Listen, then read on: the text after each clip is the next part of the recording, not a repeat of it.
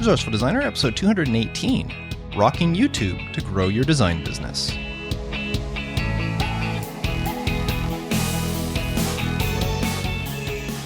Welcome to the Resourceful Designer podcast, offering solutions to streamline your graphic and web design business so you can get back to designing. And now your host. He flew over the handlebars trying to show his kids how to jump their bikes. Mark DeCote. Thank you so much for tuning in. I always appreciate it when you tune in every week to learn more about growing and running a graphic or web design business. In this week's episode, I'm joined by Col Gray as we discuss how YouTube can be used to grow a design business. Now, what have I been up to lately? Well, I keep plugging away at new podcast cover art orders coming in every week. I also finished another website. This was just a very small one that a client needed. It took me no time at all. I'm also troubleshooting another website. I'm having an SSL certificate problem. Or not really a problem. The certificate's installed okay, but for some reason there's certain items on the site that no matter what I'm trying, I can't get them to link to the proper secure link. So anyways, I'm not going to get into details, but I'm having a little bit of issue with that. I'm sure I'll be able to figure out a problem soon. And speaking of problems, I did run into a problem with a print job that I had done for a client. I delivered some brochures. This was a new client, and during COVID, I didn't get a chance to meet them. They're a local client. We just discussed things over the phone. They emailed me their logo, asked me to design a brochure. They gave me content. I did so. They approved it. I sent it off to get printed. And yesterday I went to deliver the brochure. And the first thing we looked at is as soon as I walked into her shop, I saw some other marketing material she had, and her logo was in a completely different color. It was a different red than what I had on the brochure. And sure enough, it turns out that the brochure was my brochure, the red was kind of a burgundy type red, where her logo is actually a very bright red. But I wasn't to blame because she supplied the logo and the Pantone color was directly in the logo. I used the color from the logo she supplied. And it turns out that the previous person who had it, whenever it gave her the logo, didn't give her the most recent version and she didn't realize the difference. So even when I showed her a proof of her brochure, the PDF, she saw it and she didn't put two and two together to say that that's not going to be the same red because what printed looked exactly like the PDF. So she was a little disappointed, but she understood the mistake was on her end because I didn't know what her color was. I just, instead of asking, I just looked at the PDF and I took the Pantone color directly from it. Or not the PDF, the logo file. But she wasn't too upset. She said no problem. She'll use up these brochures and the next time around we'll just fix the color. And I told her that's no big deal. So it all worked out in the end. Now, besides that, just spending a lot of time in the Resourceful Designer community, we had our weekly Roundup. I mentioned how our Monday morning kickoff meetings weren't getting a lot of traction, so we moved them to the end of the week. And we had a meeting on Friday this week, and we had the largest turnout of any meeting we've had on Resourceful Designer so far. And everybody said they really liked that. So we're moving our meetings to Friday mornings. And the engagement was great, discussing what we had done this week and what sort of hurdles we had, what sort of wins we had. And it was really good engagement, good community building, getting to know each other, and just learning about our individual businesses and how we can help. And what's really fun is when a designer comes in and says, you remember this project that I shared in the Slack group and all the advice? Well, this is what I decided to go with. And this is the response the client gave us. And anyways, it really is rewarding when we hear how designers are improving and landing sales, landing clients with the advice from other people in the group. So we're having a lot of fun in there, and we would love to have you as a member of the community as well. If you're interested in learning more about the Resourceful Designer community, visit resourcefuldesigner.com/community. Now, as I mentioned in the intro, I wanted to do an episode on YouTube. So I reached out to my buddy, Col Gray. Now, if you're not familiar with Col, he runs Pixels Inc. He's a design firm. He's in Scotland. Col also has a very active YouTube channel where he's taken an interesting twist on the design aspect of YouTube. Most YouTubers in the design space are creating content for other designers. Well, Col decided to not go that route and create content for business people. Now, if you're not already familiar with his YouTube channel, I suggest you do check it out. It's Pixels Inc., and I'll include a link in the show notes, along with all the resources. Cole mentions a lot of software and some hardware and stuff that he uses, his equipment, and I'll include links to all of those in the show notes if you're interested. But because it's such a long interview, I'm not going to have a resource of the week this week. We'll get right into the interview. Although, let me warn you that the audio may be a little different than you're used to. I tried to make it as close as possible, but stupid me, I was so worried because I don't do a lot of interviews. I was so worried about my audio levels and making sure everything was perfect that I actually forgot to press record on my digital recorder. Now, luckily, I conducted this interview over Zoom and I had automatic recording on Zoom. So what you're hearing is actually the Zoom recording. So the audio might not be as good as normal, although I think I did a pretty good job in getting it close. But if you notice a difference, that's why. But without further ado, let's get to the interview with Col Gray of Pixels Inc. That's pixelsinc.com. And welcome to Resourceful Designer, Cole. Thanks, Mark. I appreciate you asking me on. So the reason I asked you on here, Cole, is I've been wanting to dabble a little bit with YouTube. It's something that I'm not sure where to go with. And I'm sure that there's a lot of my listeners that either are already on YouTube or have thought about the whole video thing as well. Some of them might be doing some live stories or live stuff on Instagram or that. But YouTube being the big one is a little scary, intimidating for some people. So I wanted to talk to somebody who is doing it in the design space. So I thought, you've been doing this for a while. So I'd reach out and say, hey, Cole, you want to come on? Because as people know, I don't have a lot of guests on the podcast unless it's something that I really don't know anything about, which YouTube falls into that category. So let's get things started off with YouTube. How long have you been doing YouTube? I started my YouTube journey, I think it was June 2016. So you're going on 4 years. Coming up for 4 years, yeah. It feels a lot longer. I know. I've been doing the podcast for 5 years and it seems like it's been forever. So what made you decide to start a YouTube channel? Like I say, it's only 4 years ago, but it's already getting a bit hazy as to the real germination point. I'd been doing content marketing for about a year. I'd learned about content marketing because I was looking for a different way to raise awareness of my business and get customers. So I'd learned about this thing called content marketing and I'd been writing blogs. And I don't like writing, but I've been told I'm okay at it. People enjoy what I write. I write in my tone of voice, so people kind of know it's me that's writing it. But I found it really hard. And I'd had a conversation with a friend, Chris, who was the one who was teaching me about content marketing. And I'd had an experience where I was speaking to a client about a job. I asked them to provide me with a file so that I could look at, it was a logo. They wanted me to take a look at the logo. So I said, well, send me a JPEG of your existing logo and I'll be able to give you some feedback on it. I never heard from them again for like 4 weeks. And then I bumped into them at a networking event. They tried to avoid me. I thought I'd done something wrong or they'd gone to someone else and they just didn't want to tell me. Turns out that they just didn't understand what it was that I was asking them for. They didn't know what a JPEG was and they were embarrassed, which then embarrassed me because they were embarrassed. And I was like, I'm not doing my job properly. I should have made sure they understood. And so I thought, we then had a great discussion. I ended up doing the project for this person. But we had a great discussion about how it was intimidating for her to come to a graphic designer because she'd never dealt with a graphic designer. She didn't know what they were going to be asked of her. And I thought, she can't be alone.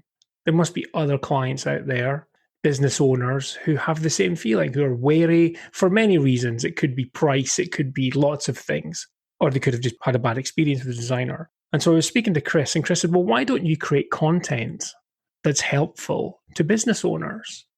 If you become the helpful designer, then that's a good thing because then they will think of you when they're looking for work. And even if they're not local to you, then they might, you're still helping them and you'll be helping the design industry as a whole because surely then a business owner that understands a bit more about design will be better for any designer they work with. You and I know, Mark, that in a lot of groups and forums, you see a lot of designers coming in and going, oh my God, they've sent me their logo inside a Word document or they've told me to go to their website and get it.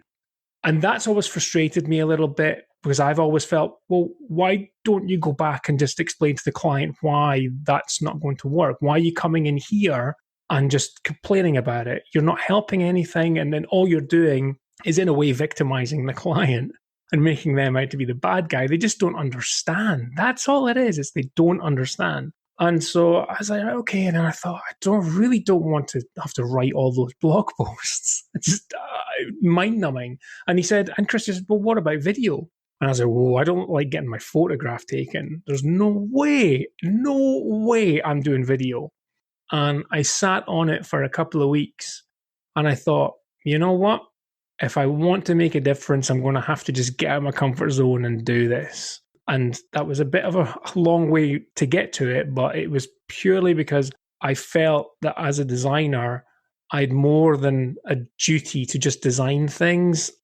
I should be teaching people what design is about, because one of the biggest struggles that we as designers have is getting people to value what we do.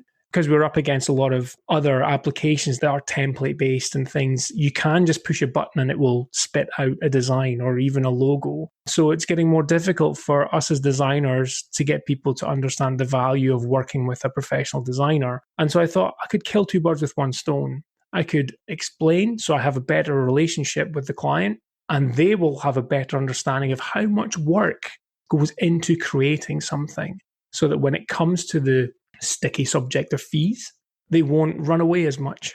Or that was the hope and the plan, that they wouldn't run away as much.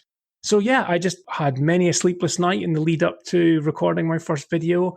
I think it took me all day to get it right. It was like a 4-minute video maybe. It took me about 4 days to edit it. I read it entirely from a script. I was sitting down. I tend to stand now when I do videos. I was sitting down. I'd put hairspray in my beard so it wouldn't move. Oh, and the setting up of the desk, so my desk looked perfect. And it was just typical designer stuff. Had to be perfection to get it to look the best. But I did it. And then the next big thing is hitting publish.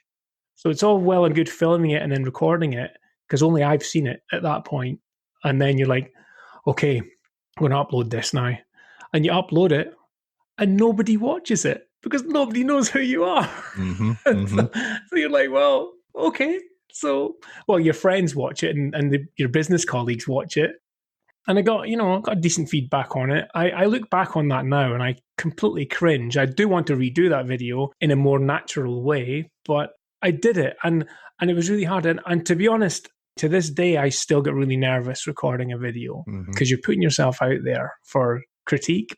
I could feel your pain, because I'm the same way. I mean, I'm in a room by myself talking into a microphone when I do the podcast, and I still feel nervous every time I do it, even though I've been doing it for 5 years. But something you said there about getting out of your comfort zone, I mean, that's the way. If you don't get out of your comfort zone, you're never going to grow in anything you do. That's the only way human beings progress and grow, is to get out of a comfort zone. And it's funny that you mentioned that the whole journey started. I just did an episode on not using jargon with clients, because clients don't understand. And that, so true, so true. So you, from the get-go, have always thought that your target market was businesses looking for design. You never intended this to be for designers, correct? No, that was one of the criteria for starting the YouTube channel as well. Chris Marr will probably come into this a lot, because he's a friend. He's also a mentor to me in terms of content marketing and stuff. And I'd said to Chris, I said, look, why should I start a design YouTube channel? Because there are lots of other people out there doing it. I was a big follower of Roberto Blake, watching his stuff and watching how he moved slowly from doing tutorial videos on how to do this in Photoshop and how to do this in Illustrator to more of an advice channel and helping designers to kind of grow. And I know that he was still growing as well. And he's a different YouTuber now to where he was even 4 years ago. He's now, one of the bigger ones. And Will Patterson as well. I was watching Will's stuff, and Will didn't have that many. I think he was maybe 30,000 subscribers at the time, which is a mind-blowing number. I think he's at 350,000 now, something like that. And I just thought, do I need to be adding to the noise of more designers going into this? And Chris said a good thing to me. He said, well, there are already lots of designers just in the world. Why do people want to work with you instead of the guy down the road or the one round the corner? You may say it's about money. fees, or they may like a different, maybe location. He said, but is it not more about kind of style? You may have a certain style of work. And it's also about working with you as a person. He said, so think about video that way. There are lots of designers out there doing video, but people watch certain people because they feel an affinity to them. They might like the sound of their voice. It might be the way they deliver the content. So give it a go. Be what you want to be on there. And I said to him, well, I don't want to do it for designers. I want my channel to be a little bit different, and I want to help business owners understand design. And it just so happens that because I basically went back to basics and said, what is a JPEG? What is a PNG file? What is a GIF? Let's not get into the GIF and GIF debate, but what is all of that? What is a brand? What is bleed? It just happens that because it's so basic, I have quite a large following of designers who are maybe getting into design and learning. And I have had a lot of comments and feedback on my delivery in that it's a bit slower than some of the people on YouTube, especially American designers. I find American people can talk quite fast when they're on YouTube, blah, blah, blah, blah, blah, blah, blah. And it's quite, if English isn't your first language and there's no captions, it's really difficult. And I don't speak slowly deliberately. I just have this way of speaking. And I find that a large part of my audience are from India, that kind of side of the world. And I think it's because I speak more slowly and they understand me a little bit better, which is ironic because I'm Scottish. And usually, if I went full Scottish, then it might be a different thing. And some of the YouTube auto captioning has been hilarious based on my accent. So I pay to get my captions done so that they're correct. But yeah, so that was one of the decisions was I'm doing this for business owners, but it's kind of just happened organically that I've got designers following me as well. And the interesting thing is that it's the designers that subscribe. The business owners don't subscribe to the YouTube channel, or very few of them do. That was interesting to me because I think it's because the designers are following playlists and learning about everything, whereas the business owners are doing a search for a specific thing. And they watch that one video. Yeah, that makes sense. And that's all they need because they're not wanting to learn to be a designer. They're looking for an answer to one design question that they're stuck with. And that's fine with me because that was the goal. Yeah, that makes a lot of sense. Keeping that in mind, knowing that most of your subscribers, and you've got over 21,000 subscribers to your channel right now, most of them you're saying are designers. Has that influenced you at all in your content? Like, are you trying to take those designers into consideration when you're doing your content now? Yes. And it's really hard because I can tell you now, it would be so much easier if I just aimed my stuff at designers because it's what I do every day. I could just sit and record 10 tutorial videos a day because it's just screen capture. It's just sitting and describing what you're doing. I did one yesterday, funnily enough, which was how to add bleed in Illustrator. And the only reason I did that is because I have a video called What is Bleed? And that's been up for about 3 years. And I regularly get comments in the channel from designers saying, how do I do that? How do I add bleed in Illustrator? And then save the file. And I would just write in the comments how to do it. I got asked again 2 days ago, and I can't write this again. I'm just going to record a video on how to do it, and I'm going to upload it to my channel. Then if someone asks, I can just point them to the video, which is a great byproduct of having videos, by the way. If anyone asks you a question, I've got a video for that. Why don't you go watch it? And then come back to me. It's a time saver. You invest the time to create the videos, but they save you time in the long run because you build up a learning center that you can just point people to. And I've looked at potentially setting up a Patreon where designers could come and we could specifically talk about me helping designers, which is off of the main channel. So maybe a live call once a week. But then I thought that's just a distraction from my job. I'm trying to grow a design business. So I want to be dealing with business people. Aiming content at designers is a distraction. And I need constant reminding of that from my business coaches, that it's a distraction because it looks like easy money, which is always enticing when times are maybe a little bit tough. Mm-hmm. And so yes, the designer audience would be an easier option for me. It's much harder to create videos with a business client mindset because I have to structure the content in a much simpler way. Again, you will know that when you're designing something or doing a task, it's muscle memory. You've been doing it for so long, you just do the thing. When you have to create a video to tell someone or show someone what it means, why it's important, why you need to do it this way, you have to do it in the right order. And that's where the nerves come in. I know how to do it all, but it's making sure I deliver it in a way that's understandable and makes sense, because I don't want to put a video out there that confuses someone even more. So you're like, this has to be right. And I will admit that there are videos on my channel where I've looked back and went, I should have said that. I've missed that out. Or even videos from 4 years ago where I now contradict myself because I'm learning all the time and I'm improving my own skills, especially around brand strategy. So whereas I would be, I don't think I have a video that says it because it's further back, but, a logo's not your brand and we all know that. But I'll admit that 10 years ago, I was probably selling logos as it's the most important part of your brand. But we all grow and develop better knowledge. It's not saying you didn't give your clients the best at the time. That was the best that you had. As you grow, and that's why as you grow and you get better, you can charge more because your knowledge is better and your skills are better.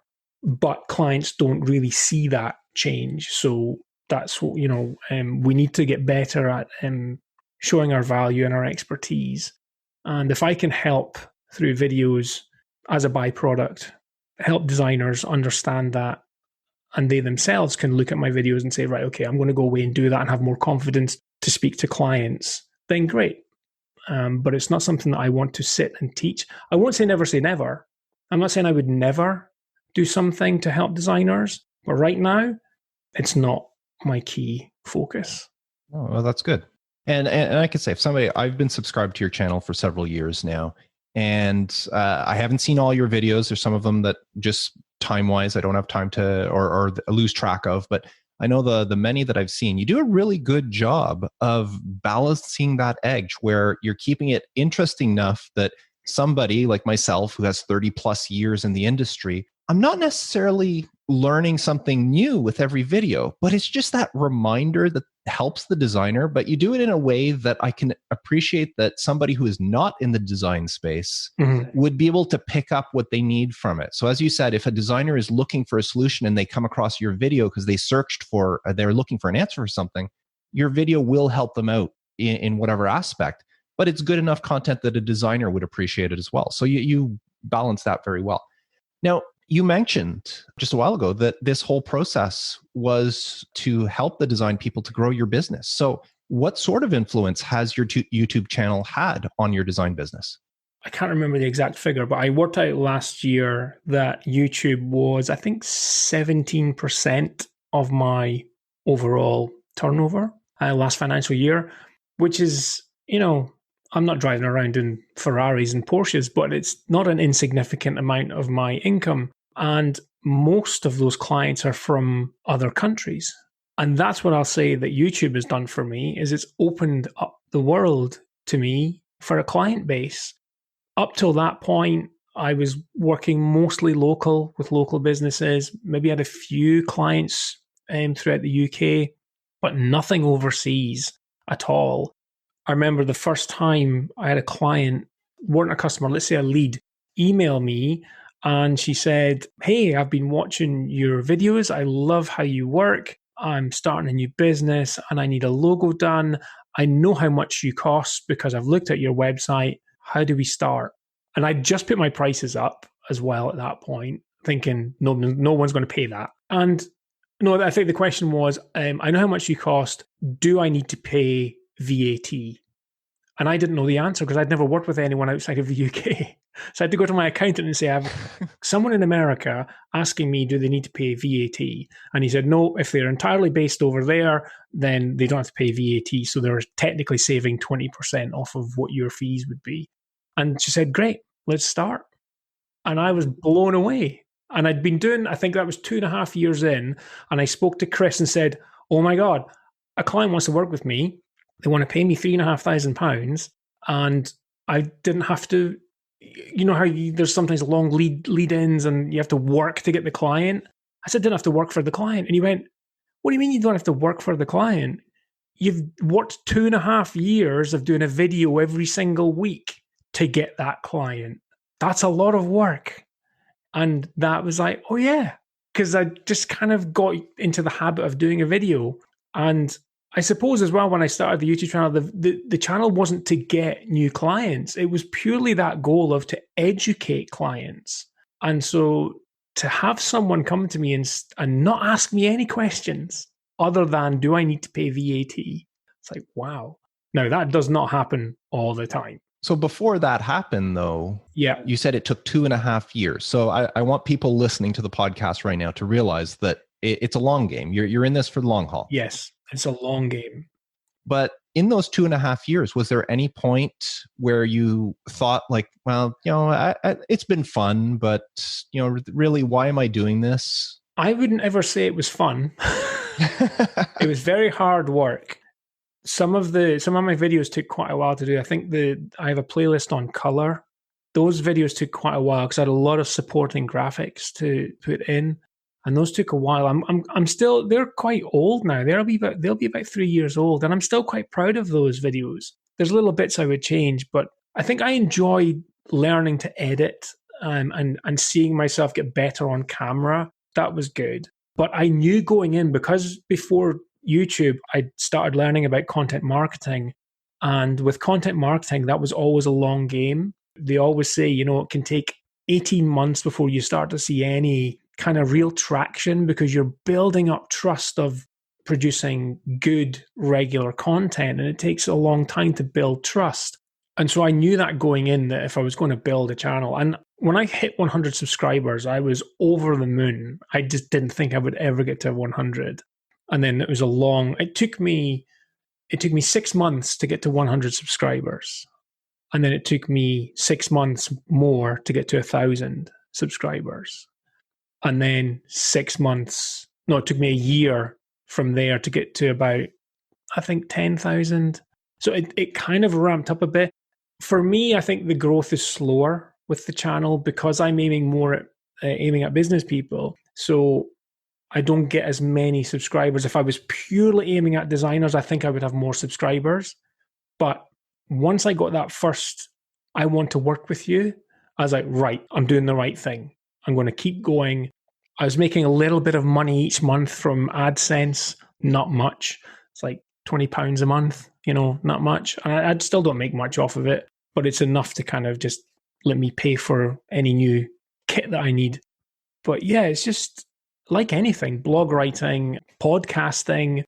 Don't think that if you start one within a month, you're going to have clients knocking on your door. Yeah.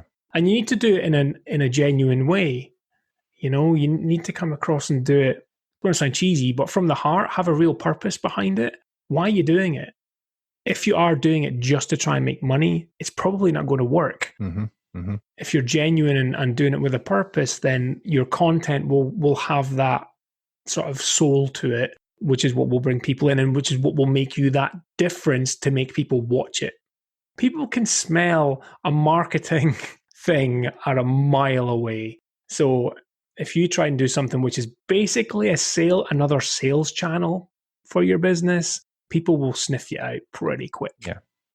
Well, there's a saying in the podcast space that people listen to a podcast for the content, but they stay for the host. Yeah. And I think the same thing applies to I was going to say same thing applies to YouTube, but it really applies to anything. I mean, even business.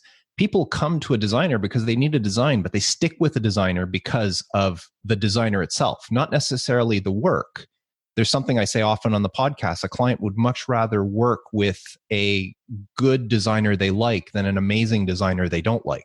It all comes to personality and just that relationship that you build with people. That's what makes people succeed.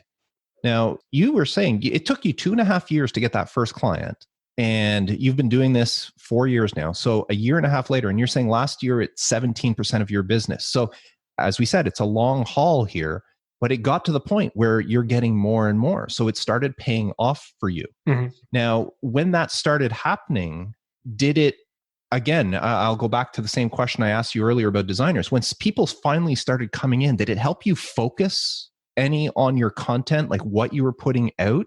Did it give you more ideas or how or what you do with your videos?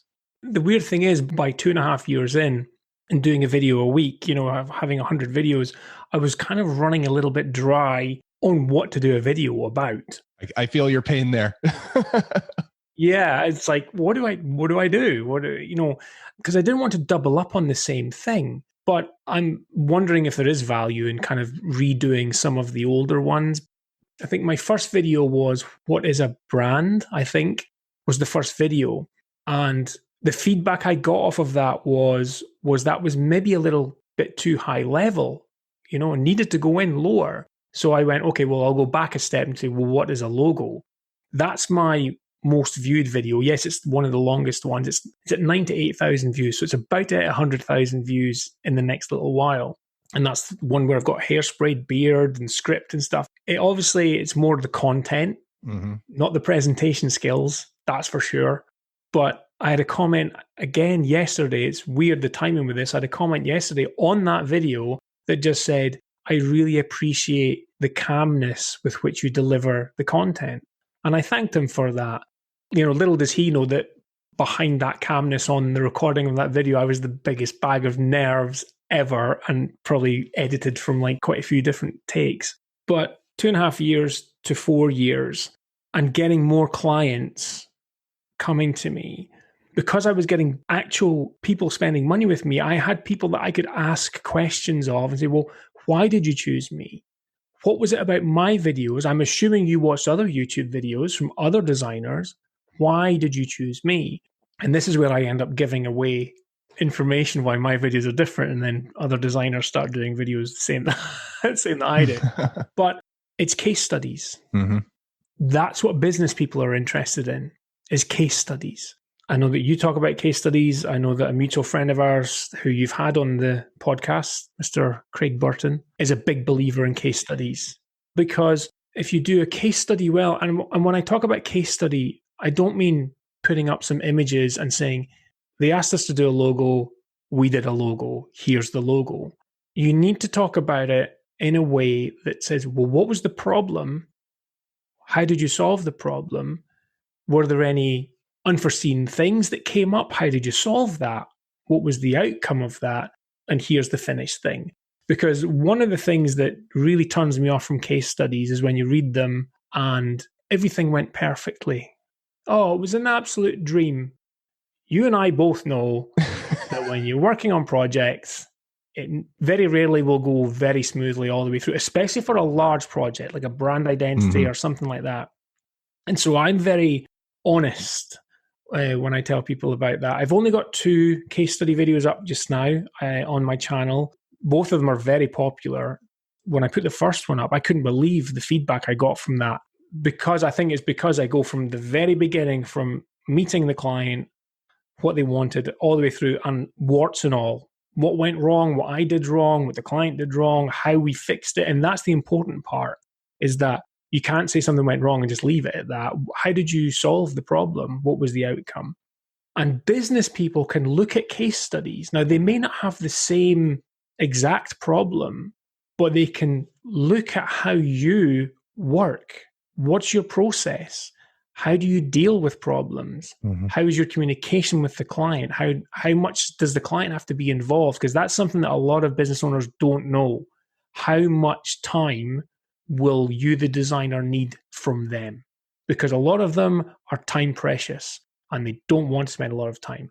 Other business owners want to be involved too much. And we need to make them understand that they can't be involved too much, because you need to give the designer the space to breathe and come up with the right solution.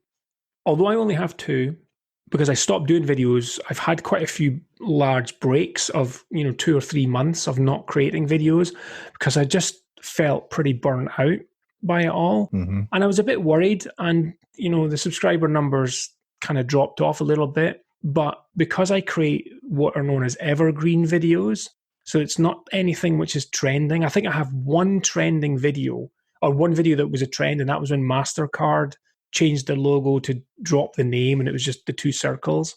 Sometimes that can give your channel a boost if you can get a video out quickly on a bit of brand news that everyone's searching and looking at. But those tend to die off because the news has been and gone. So I don't do many of those. I do evergreen videos.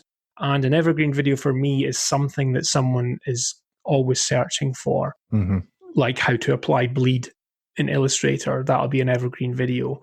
One of my most popular ones is how to remove a background from a photo. And it's basically a review of an online piece of software. That's one of my most popular videos. I need to update that one for 2020. So yeah, I've rambled on again to your question, but the focus is case studies. Yeah. So you mentioned that just recently you got a comment on one of your oldest videos and you reached out to thank him. With many videos like this, you must be getting a lot of comments on YouTube. How much time do you spend a week, or do you have like a dedicated time where you go in and look at the comments and reply to them? I don't have a set time. I tend to, if I find that I've got 10, 15 minutes here or there, I'll go jump into my comment section and reply. Obviously, much easier in the beginning. It was exciting to get a comment and be able to answer and say thank you. As the channel grows and you get lots and lots of comments, it's harder to get the time to give full, personable answers. So unfortunately, a lot of the time it's just 3 or 4 words. Really appreciate you. I really appreciate you taking the time to comment, because it's a big thing. How many YouTube videos do you watch and leave a comment on, or even like the video? How many? I'm sure it's probably like me and not that many. So the fact that someone is taking the time to say, hey, thanks so much, that's been really helpful, that means a huge amount to me that they've taken the time. It's only a few minutes out of their time, but everyone's so busy these days. And some people take the time to write quite lengthy posts in there. And I will always take the time. If someone spends a lot of time, I will take the time to reply fully. I won't just say thank you.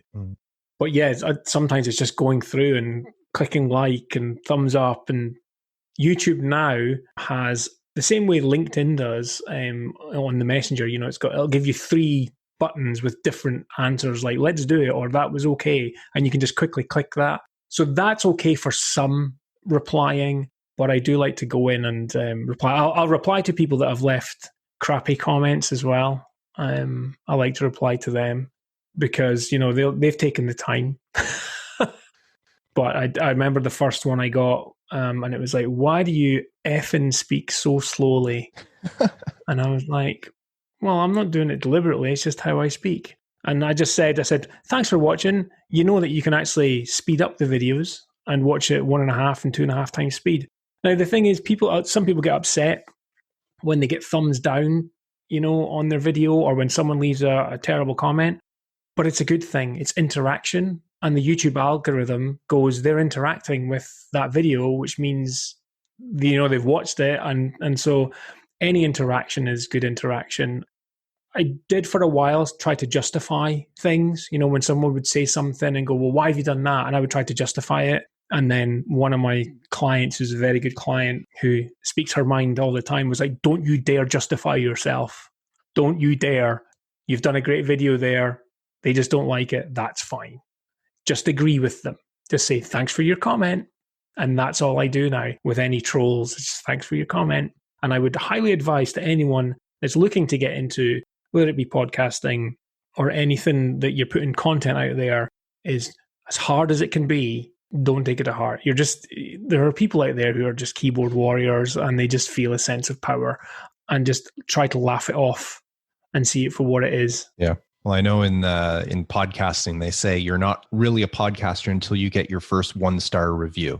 Yeah. Then you know you've made it. I think that's the next step for me is, and I'm trying to pluck the courage up, is to start to create some video content where I have an opinion. Everything right now is very much fact-based. This is this, and okay, there can be opinion and strategy and how people do things. People do things in different ways to achieve the same end goal. So there's differences there. But there are things, for example, there's a very clever gentleman called Marcus Sheridan who wrote a book called The Ask You Answer, which is kind of a content marketing Bible. he's kind of said to me once, you have to get your opinion out there because it will get you noticed and it will start conversations. And conversations in comment sections, either on blogs, social media posts, YouTube channels. I don't know if you get comment sections much in kind of podcast hosting places. He said, if you get conversations going, then you'll be successful. Then your channel will grow. Because if you try to be Mr. Vanilla and just generalize and just not want to upset anyone, then you're not really doing yourself justice because everyone has an opinion. And I have some strong opinions about the design industry and about certain things, but I don't like confrontation. So I've got this battle of wanting to have an opinion, but not wanting to have the ire of some people on my channel. But I'm 46 now, so I'm very much in the grumpy old man stage of life and don't really care anymore what people think. So maybe it'll surprise a few people if I do start having an opinion, but I'm just wondering whether to kind of start a secondary channel, which is more sort of vlog-based and opinion-based, to keep that separate, or just to kind of go, you know what, this is me, this is part of my content, and you can watch it or don't watch it and do it that way. I could tell you what you can do, Cole. Start a second channel and do it without your ball cap. Nobody will know it's you. That's true, yeah. Yeah, that's very true. For those of you who have never seen Cole, every single one of his videos, he's wearing a ball cap in it. I don't think I've ever seen Cole without his ball cap on. No, so. No hair left, and so it's a substitute wig. I never take it off. I suppose the other option is I could have an opinion-based podcast where nobody sees me. Mm-hmm. There's always that. Keep it off of YouTube. So let's get into, we've talked about why and how and all that, but I want to talk a little bit on what equipment you're using. For people who are interested in getting into YouTube, obviously your equipment now is different. I mean, just looking at your videos, you can tell that you're using different equipment now than you were when you started 4 years ago. So what sort of equipment are you using right now to do your videos? Well, interestingly, when I started, I had a DSLR camera, I had a Nikon camera, which had good lenses and stuff. And I started using that. So I actually had a decent camera to start with. And I'm still using the same lapel mic. I have a little Rode SmartLav lapel mic, which I've used from the start. The issue I had with the DSLR is that it didn't have a flip out screen. So I had to kind of set the shot up. And I used cardboard boxes with a face stuck on it. And I used to sit it in the chair where I would sit. Then I would focus on the face of the magazine that was stuck to the box. And then I would move that out of the way and I would sit down and I would know everything was in focus. It's very low tech, but it worked. It absolutely worked. When you sit down doing video, it's a bit stiff. When you stand in front of a camera, you're a bit more relaxed. I'm not saying you jump around and stuff, but your delivery is a bit better. So when I started to stand, it was a bit more difficult because you do sometimes move back and forward. And I always like to have a very shallow field of focus so that the background was nice and blurred out and I was nice and sharp. And I needed to see where I was and it wasn't working. So I ended up upgrading to, it was kind of just a sideways step to a vlogging camera. I was watching a lot of people in vlogging and I think Roberto Blake used the same one. And I use a Canon G7X right now. But the downside to that is I can't plug my mic into that. So I have to plug my mic into, I use an old iPhone to record the audio separately, and I stitch that together. There is audio on the camera, but it's not great. It is a vlogging camera. It's not good for kind of studio type video that I do. Mm-hmm. And I have used my iPhone from time to time. Obviously, smartphones now, even in 4 years, have come on leaps and bounds.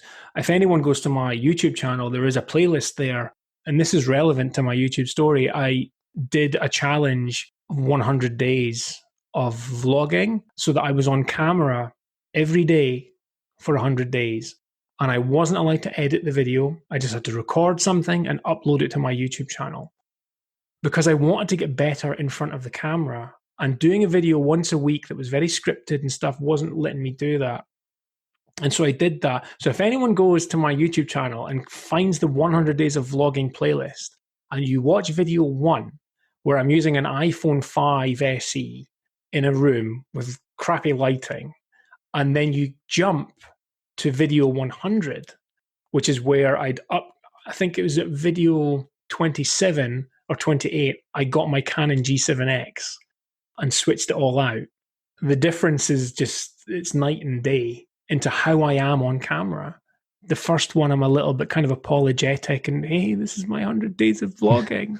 And then in the last one, I'm like, hello, we've done it. And it was so much more relaxed. And it's like anything. It's the more you do it, the better you'll get. And so that's something I would recommend if you're going to start doing video, is just do it. Just record stuff. So I was doing the 100 days of vlogging alongside doing my more scripted design knowledge and stuff. So I'm still using that same gear right now. I do keep, eyeballing new cameras, and because I would love to have a camera that I can just plug my microphone into, so I don't have to have the extra job of stitching the audio together. I use some LED ring lights for lighting. I played around with green screen for a little while. It was massive. It was a bit of a pain to have, but fun. I think when you start to do video, you want to try all the gimmicks.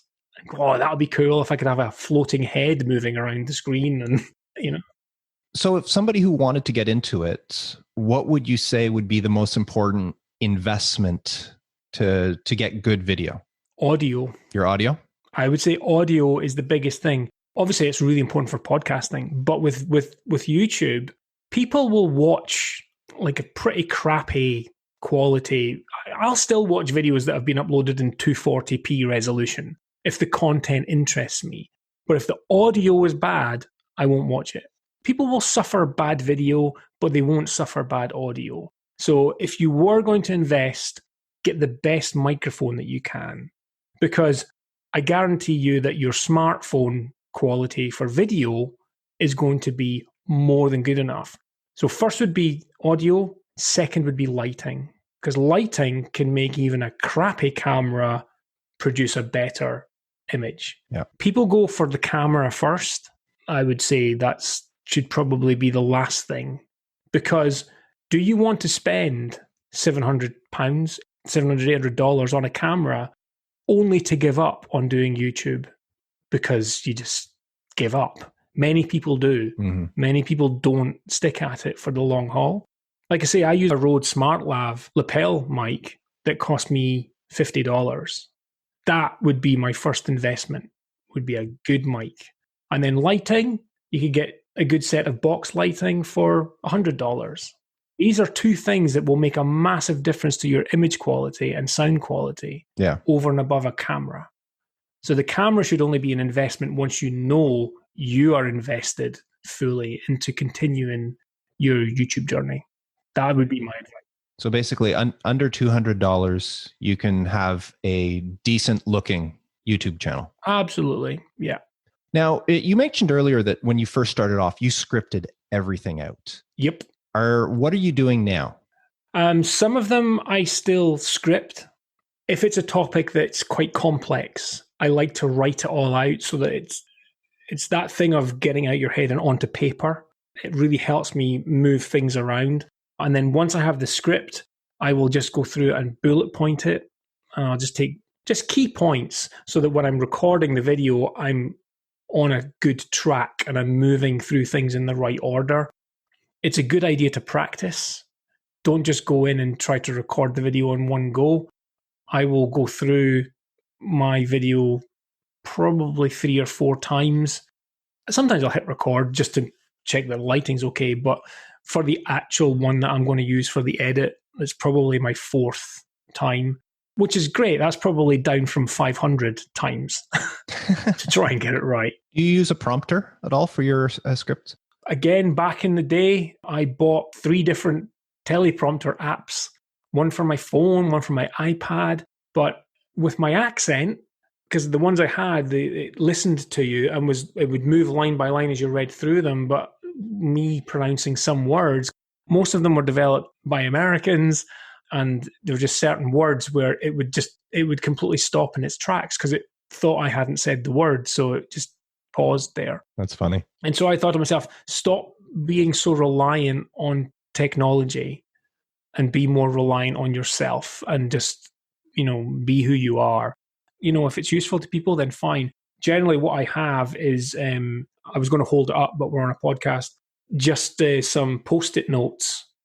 And I just have my bullet points and I just stick them to the bottom of my camera so I can just quickly glance down at the camera. If you are going to read a script, the script has to be in a position that you are still looking at the camera lens, because it's very obvious, even if the script is just right next to your camera, it looks like you have a squint. You're just not looking at the person. It's very obvious. You might not think it is, but it's very obvious when you're not looking directly at the viewer. And as far as post, are you doing these in Adobe Premiere? Yes, yeah, because I've been using the Creative Suite. The stuff was already there. But there are lots of good free software. DaVinci Resolve is probably the best free editing software. It's like a full, there's a pro version, but to be honest, the free version is really, really good. So yeah, I'm better editing now. I can edit fairly quickly compared to the start. But once you sit down and you decide, okay, I know what I'm going to do, how long does it take you from start to finish to the point you get going to the point you've published? It can take me all day, but I'll be doing other things in between. I'll be working on client work. In total time, let's say it's for like a 10-minute video, probably take me an hour and a half to get set up and shoot the content. And then depending on if there's no graphics to go into the video, take me about an hour to edit and upload. If there's a lot of graphics, it can take, how long's a piece of string? But generally maybe 3 hours for editing. So 4 to 5 hours for a general 10-minute video. Podcasts will take me anywhere from 4 to 6 hours to produce a podcast episode from start to finish. I think I would probably find it a little bit more difficult with podcasting because I would want to make sure that the audio, everything was right, because it's an oral experience. You're listening intently. Mm-hmm. With video, it's kind of a general thing. The audio can lift the picture can lift the audio. It's more about keeping someone's attention to watch. So you have to do things like subtle zoom in, zoom out, jump cuts, have some graphics come in. And I'm still learning about that. I made a mistake once where someone said, something should happen every 15 seconds to keep people's attention. So I was doing jump cuts and zooms every 15 seconds. And someone said, that was a nightmare to watch. It was just, there's too much happening. It's like, it doesn't have to be big flashes. It could just be very simple things that appear. It's just, people's attention spans can be, hard to keep. Especially this day and age. What are you using to record your screen? I use Camtasia. Camtasia, okay.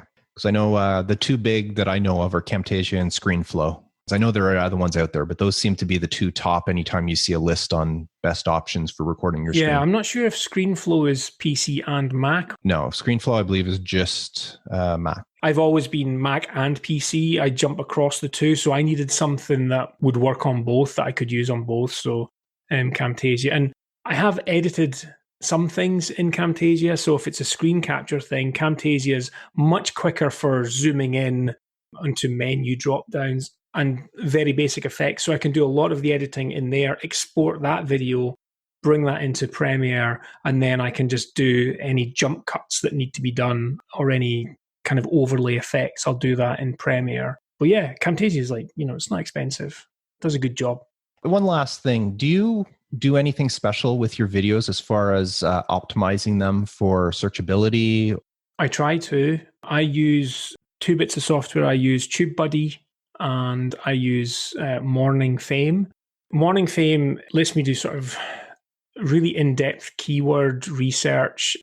It connects to your YouTube channel and it compares your last videos to your newest video and what's working and what's maybe not working. It suggests what you should do more videos of based on when people have subscribed. The big thing for YouTube is if someone subscribes to your channel whilst they're watching a video of yours, that's a big hit because that's telling YouTube this video is so good that they're subscribing to the channel through the video.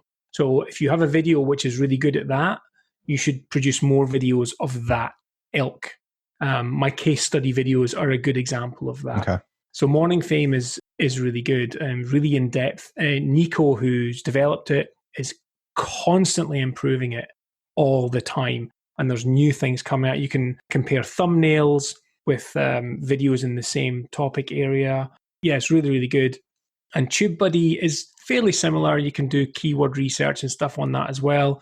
But it will also let you see when you jump onto someone else's YouTube channel, it will show a comparison of yours to theirs. Depending on which level you go to, you can do A/B testing with thumbnails, which is a really good thing to do as well, because it's the thumbnail that will get people to click on your video.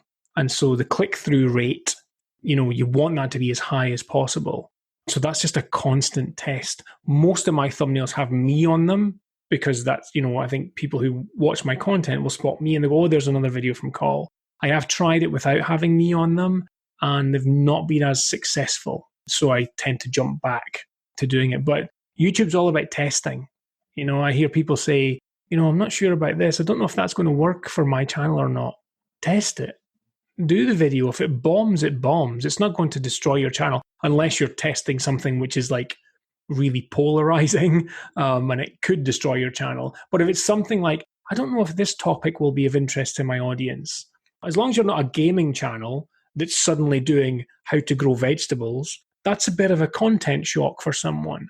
But if it's something which is still on topic, but it's just a different approach, maybe a different way of doing something, maybe you've never shown your face, because a lot of tutorial channels, design tutorials, don't show the face. It's just the screen. So maybe it's someone saying, I don't know whether I should show my face or not. Show your face. See how it goes. It might actually be the best thing you've ever done. But yeah, I hear a lot of people who are starting YouTube and go, I don't know. Either try it or ask your audience. Would you like it if because there's a community tab now on your YouTube channel. You might need to have 1,000 subscribers for that to become active, but I think they'll start to roll that out down lower subscriber numbers. And that's really good for getting feedback from the people who have subscribed to say, well, what would you like? I obviously get a lot of requests for design-based stuff because it's mostly designers and it's quite difficult to say, well, actually, this channel isn't for you. It's for business owners. So that's a difficult one. I want to thank you very much, Col. I'm looking at my list. I had a list of questions to ask you, and we've covered everything I had and much, much more, which is so great. So, Col, I did share at the beginning, but why don't we remind viewers where, if they want to get a hold of you, where's the best place to go? As we're talking about YouTube, I would love it if you could go to my YouTube channel and subscribe and hit that little bell icon. But yeah, YouTube's a good place. We mentioned I answer pretty much all of my comments, so you could always leave a comment on any of my videos. You can get me on Twitter at PixelsCol and through my website, which is pixelsinc.com. Yeah, and on YouTube, it is Pixels Inc. It's Pixels Inc., yeah. And Col, I was happy when you said that you started in 2016 because I started the podcast in 2015, and we both end our videos, or you end your video and I end my every single podcast episode the same way. So I'm going to give you a chance here to sign off for the interview. So sign off like you would with your video. Okay, folks, thanks for listening. I hope you've enjoyed the content. If you do, make sure you subscribe. And until I see you next time, stay creative. Thanks a lot, Col. Well, there you have it. That was a great interview. I hope you learned as much as I did. I am thinking, and not just thinking, I am in the planning stage of doing some YouTube stuff. And I think this interview gave me the kick that I needed to get it going. So I hope you gained as much value as I did from this interview, and that you go check out Col's website, pixelsinc.com, as well as his YouTube channel. Just search Pixels Inc. on YouTube. So thank you for tuning in.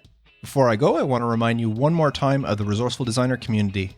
If you're looking for a great group of dedicated designers to act as sounding boards, accountability partners, idea generators, you name it, then the Resourceful Designer community is for you. To learn more or to join, visit resourcefuldesigner.com/community. So that's it for this week. I would love for you to leave a comment in the show notes for this episode at resourcefuldesigner.com/episode 218. Let me know what you thought of the interview. And until next time, I am Mark DeCote, wishing you all the best with your graphic and web design business. And even though Cole said it at the end of the interview, I would be remiss if I didn't end my episode by reminding you to stay creative.